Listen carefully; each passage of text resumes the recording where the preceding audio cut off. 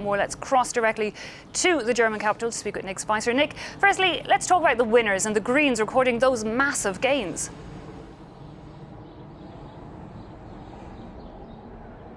Absolutely. In 2014, they had 10.7% of the vote, and the latest numbers suggest 20.7%, so nearly a doubling of their score. And the reasons for that are pretty simple. The environment, not migration, not the economy, was the number one issue of concern for Germans. And there's some reasons for that. I think one of them was what was seen as the prevarication of Angela Merkel over the Dieselgate scandal. A lot of the German auto manufacturers, as you'll recall, were cheating on the diesel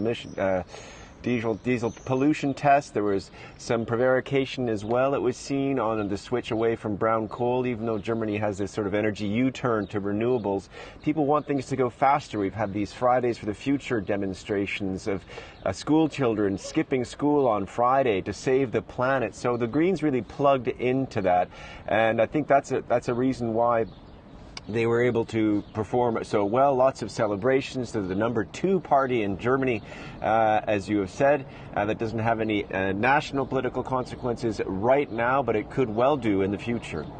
Meanwhile, Nick, where does this leave Merkel and her coalition government? EU level vote, but it does clearly have an impact on national issues.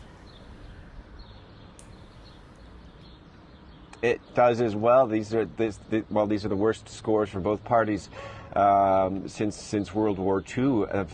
For the SPD, one newspaper is likening the experience of yesterday's election to being dropped in an elevator with no stop button.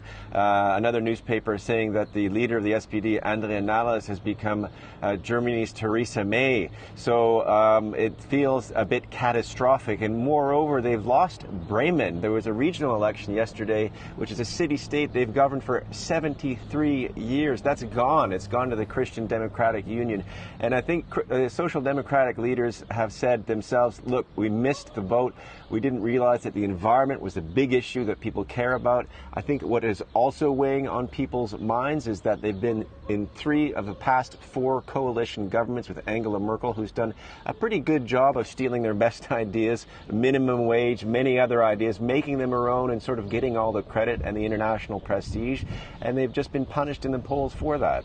Okay, maybe overlooking the importance there, as you say, of the environmental issue and that rise of the Green Party. But there was also some gains for that far right-wing alternative for Germany, wasn't there?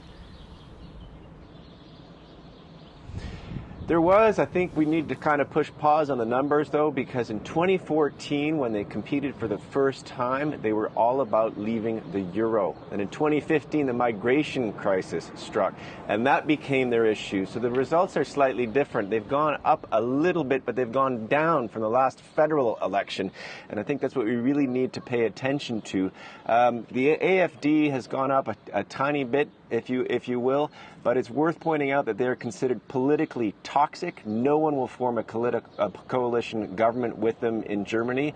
The 2 churches, the Catholic and Protestant churches leaders, have said that they are an anti-immigrant party, xenophobic, and that nobody should vote for them. So their score is interesting. It's not necessarily progress. It's actually a step back to a certain extent. There's some speculation that they may have been affected by the scandal hitting Austria's far-right party. You'll remember the video that leaked suggesting that one of their leaders was open to bribes from a Russian oligarch's niece. There may be a spillover effect. We'll just have to get inside voters' heads and interview people, I suppose, as will happen in the days to come, to discover why people turned away slightly from the AfD from the federal election results. But no big breakthrough, as some were fearing, for the far right in Germany. Okay.